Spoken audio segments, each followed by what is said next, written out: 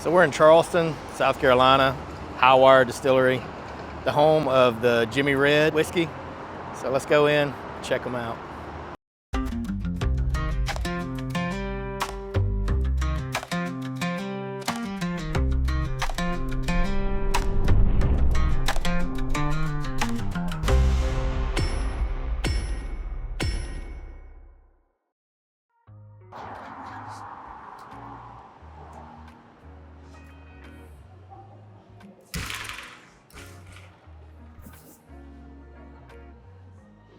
You walk in, they've got all the artifacts talking about the red corn. So if you're not familiar with that, the red corn, the Jimmy Red corn, was on the verge of being extinct. And they worked with farmers to bring it back years ago. They're really big into heirloom grains. And I'm gonna tell you, it makes really good whiskey. And they make really good whiskey. That's Scott and Tiffany. Pretty cool bar. You can see their distillation in the background, right through the backside of the bar. Got their retail shop set up.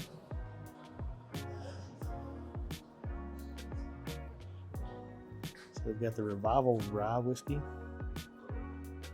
So they distill that once a year. They've got the port finish rye.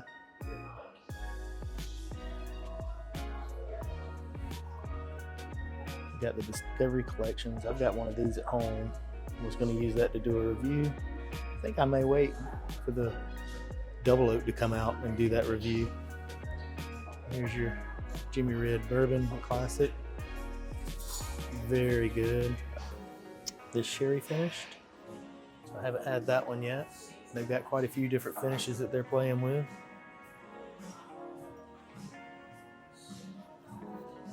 Here's their Instagrams and stuff. So that's for the bar here. And then that's their primary Instagram page.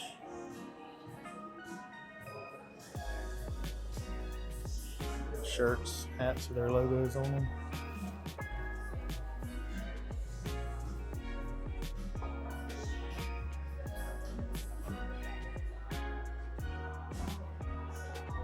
Really laid back atmosphere.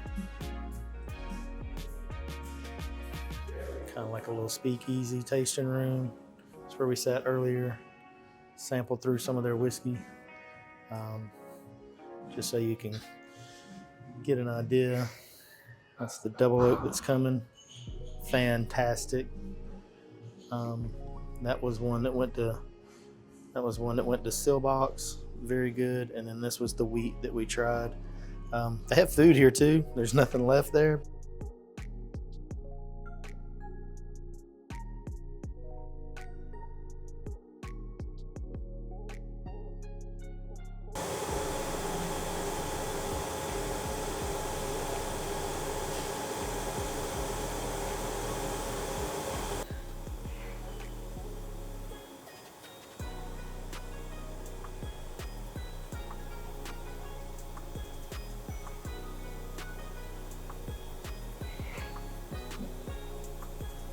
We are distilling our 100% Jimmy Red corn, and we do a single distillation with the Jimmy Red. This is our Carl hybrid pot still.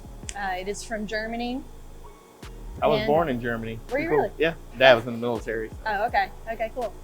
Yeah, so what we're doing here is we're collecting all of the hearts.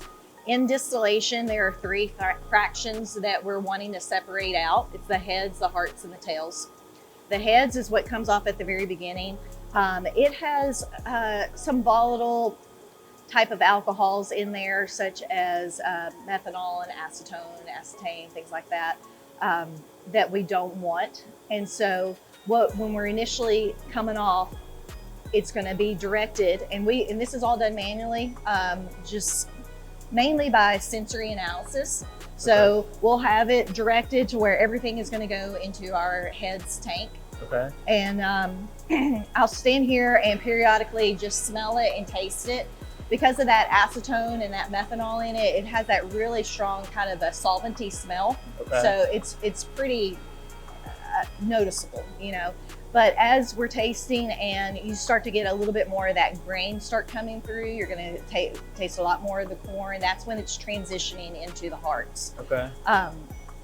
All alcohol have a lower boiling point than water. So there's just different boiling points for different alcohols throughout the distillation. Okay. So those alcohols that are dangerous have those lower boiling points, and that's why they come off first.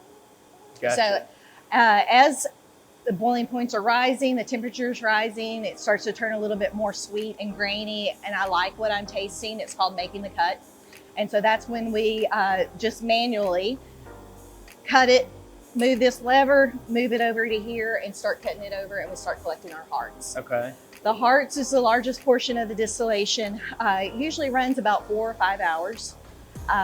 We typically collect our hearts about 150 proof, anywhere between 148, 150, something like that. Okay. Throughout the day, just will come by. It's not something that you necessarily have to babysit all day long. You know, you can just kind of come by and taste it, check it, see how it's going. Then later on this afternoon, as it starts to get closer to the end of the distillation, the flavors change again. And that's when you start transitioning into the tails. Okay. The tails have a lot of like fusel oils, there's fatty acids in them. Nothing that's gonna like physically harm you, but it just starts tasting, you may hear people call it wet dog or wet cardboard. It just kind of gets that funky flavor to it. And so when that starts happening, that's when we'll come back, start tasting it again. It is gonna be a little bit more oily on the hands, a little bit more kind of slippery, starts to get a little cloudy. And so when I don't like what I'm tasting anymore, that's when I cut it back over and I start collecting it into the tails. Yeah, the tail. So the heads and the tails. The heads for and tails us go in the same go vat? in the same thing. Okay. When you combine them together, it's called feints. Okay. And so we don't discard the feints, we actually save them, and we're gonna put them in tomorrow's distillation. Okay. Because you can recycle them in and you can still pull some good spirit out of it. So we're constantly just putting that in and helping that initial starting distillation to have a little bit more alcohol in it. Gotcha. And it's in there with the distiller's beer with that fermented grain that's in there. Gotcha. And are y'all sweet mash, sour mash? We are sweet mash. Okay. Yeah. That was really important that we're starting everything with brand new corn. Every time, and all of our corn is coming from local farmers. Here in South Carolina, we right now are rotating between 3 different farmers, and so yeah, Awesome. we're starting. And you fresh said y'all one run, you're about 6 barrels, Yep. and that's 6 barrels of hearts, right? Of hearts, yeah. Okay. Yeah. What percentage comes off as heads and tails? Gosh, I mean, would I you would say it's say- like 30% of your distillate? Or? I would say maybe, 20 to 30 20? probably. Okay. Yeah. Well, that's good. Yeah, we're getting about 250 gallons of hearts at 150 proof. Okay. So we put everything into the barrel at 110 proof. Okay. So what we're going to do next is take this, put it into our tank over there, cut it, bring it down to that 110, and then that allows us to fill up those barrels. So Got you. Which costs you money, right? To go Yeah. in a little lower proof. yeah, for you got sure. more barrels involved. more barrels yada, to yada, fill. yada. But we just think that the quality of the taste and Agreed. it really comes out I hear that better. from a lot of people. Yeah. Yeah. So Awesome. yeah. So that's what's going on here. This still is the original still from the original location that was over on King Street. This is also a hybrid pot still, just like the Carl still is. It's just a little bit smaller, 500 gallons. Okay. We will do experimental batches on this, different types of, we've done a blue corn, a rice whiskey, just a lot of little fun things, but we primarily do our vodka and our gin on the still as well. So, Gotcha. yeah. We've got 5 fermenters. We ferment for about 7 days. So we do slow fermentation, just to really, make sure that we're getting all of that alcohol out of it. They are closed tanks, as you can see. A lot of A lot of places people. you can see it cooking and Yeah, bubbling, yeah. but And it definitely is. It's, you know, you can climb up there and you can see. And what's so cool about the Jimmy Red corn is it gets this really, really thick, oily grain cap on the top. okay. And so it's really unique in that fact. But we're mashing 5 days a week. And like I said, with the Jimmy Red, it's all 100% corn. And with our Bruzy rye, it's 100% rye. So how many days do you run your distillate? Monday through Friday. And how many a day do you get? Just how many one. run? Just one run a day? Yeah, just one run a day. Yeah. Right now we're just doing the one shift. So Okay. yeah. And you're doing that 5 days a week, so approximately 30 barrels Yep. a week? Yep. Wow. Okay. Yeah. That's a good bit. To where, and that's a big jump. We got this still when we moved into this building in 2020. This one can do about 1.5 barrels a day. So, Wow. So Okay. we really Huge upped production. jump, for Yeah, sure. when we moved over here. Okay. So More storage area needed for more barrels? yeah. And, So we have a rick house and the Navy Yard. okay. And it's a big building like this. I don't know how many square feet it is. Scott would know, but we've got thousands of barrels over there. Okay. So Well, yeah, if you're we- making 30 a week, yeah. yeah. This past summer we filled our 5,000 barrel. So Wow. now we're getting close to 6. So Okay. yeah. Wow. Impressive. Yeah. So this is our grain bin. Okay. It roughly holds about 60,000 pounds of grain. Earlier this week, we got a grain delivery, so it should be completely full. But we're doing about 5,000 pounds per mash of grain. Okay. Yeah.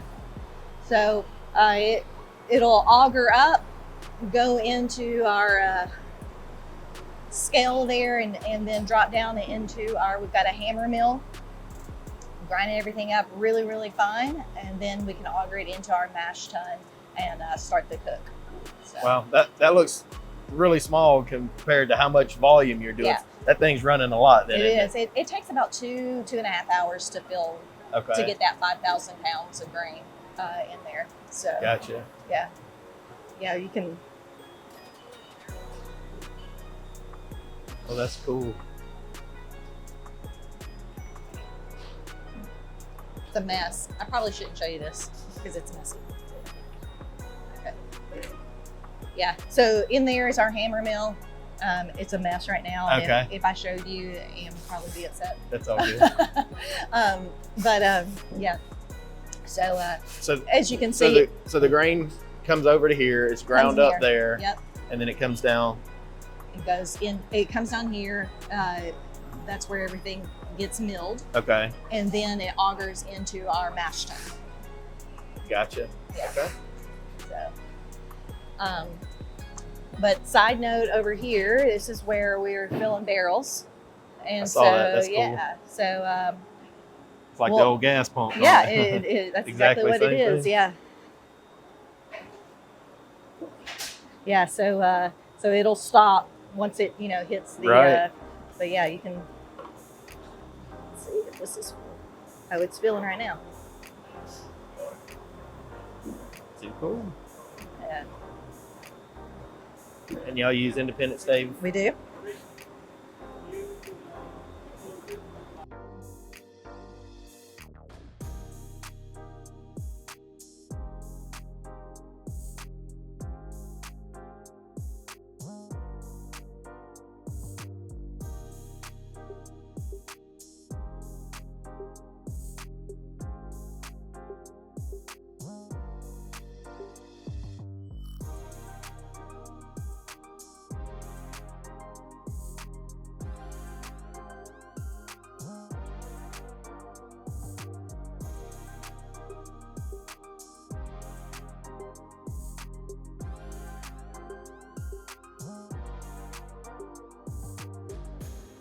So we get these are all barrels from Independent Stave Okay. that we just got a barrel shipment in.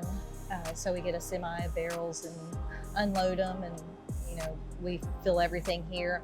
We stage all the new make, all the relatively new barrels Right here. here, and when we get enough, we do a barrel move, and so we'll take it from here, move it over to our rick house on the Navy Yard. Gotcha. And so we're constantly just shifting those over, and now we're starting to, because we're getting older barrels over there, starting to bring some back too for different batches and stuff. So they smell so good over here. Yes, a lot of barrels that are, barrel finishes. Okay. So we have our we finish the Jimmy Red and the Oloroso sherry barrels. Okay. We finish our rye in the Tawny Port barrels. Okay. We've got some Madeira barrels. A new product that we're about to release is our doubled oak. So we could take it out of either the Char 3 or the Char 4 barrel and then put it into a Char 1 barrel. Gotcha. And so that's tasting really good. I was going to say, they got any of the double oak I can try today? Yeah, we might have some. I love double oak stuff. That's my jam. We've got some that's exciting to hear, because I'd never tried any of the Jimmy Red stuff. Seen it in stores hunting, didn't know anything about it, and then went to Tiffany's maybe about a month ago, and she just started breaking them out, and awesome. I'm like, man, I really like the red corn. Yeah. This one's cool. This is the 5,000th barrel. And so our whole team cool. signed it. And so that was exciting. Yeah, that was August of 24. So, but yeah, we've got some really cool specialty barrels. We've got, a maple finished, a honey finished. We have a Tuxedo barrel, which Ann and Scott went to Mexico and found like the original, what we think Jimmy Red came from. Okay. And used that Tuxedo corn and made some whiskey out of that. So really cool. Yeah, so it's pretty cool. Okay. It's a 50-gallon still that we can really do some fun experimental stuff with.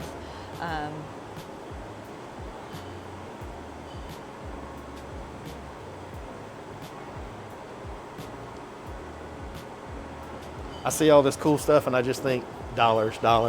Like, yeah. It costs so much to do this, right? Everybody wants to do it. Nobody realizes how many millions of dollars you got to have to operate it. Absolutely. Yeah, those are our peach here. The peach brandy? Peach brandy ones, See, there again, I don't drink brandy, but that was really good. It was so really good. light, crisp, and it didn't taste like artificial peach flavoring. Yeah, I mean, it's 13,000 pounds of South Carolina peaches that come frozen. Okay. And then what we'll do is we'll let it thaw out. Usually it takes about a week for those to thaw out. And then we manually carry them up into the mash tun and dump them in. No kidding. Yeah. Okay. And we're mashing the peaches. I mean, it's just peaches and water and yeast. As real as it can be. Yeah, so I mean, that's what's really shining through. And then it ferments in about 7 days. Okay. And then we do the one distillation on the Carl still. So it turned out really good this year. I'm excited. And we, we'll let it age for at least 2 years. All right, so there you have it. Very impressed with their whiskey. They let us try a double oak that's coming soon. That's right up my alley, really good. But that red corn whiskey is phenomenal. And then they've got a wheat-based bourbon that's really good too. So y'all look them up, check them out. If you've never tried it, you definitely need to. It's very good, very good.